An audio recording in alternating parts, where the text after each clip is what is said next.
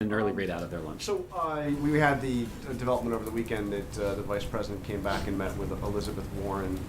How would the president deal with this if Biden actually decides to run? Here you have his current vice president against his former Secretary of State. Yeah.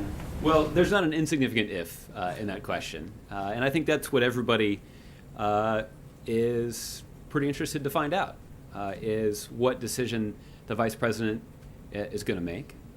The president has indicated his view that the decision that he made, I guess 7 years ago now, to add Joe Biden to the ticket as his running mate was the smartest decision that he had ever made in politics. And I think that should give you some sense of the president's view of Vice President Biden's aptitude for the top job. So I assume that means the president would support Vice President Biden if he were to run. I mean, this is obviously a better decision than the Secretary of State he chose. So, are you suggesting? You said it was the best decision he'd made. So. Yeah, it was, and I think what the president has spoke at quite some length about the appreciation, respect, and admiration he has for the service of Secretary Clinton, particularly in her 4 years as Secretary of State.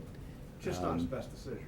Well, again, I think all of you in your coverage of some of the president's comments about Secretary Clinton have noted how warm those comments were. I'll just say that the vice president is somebody who has already run for president twice.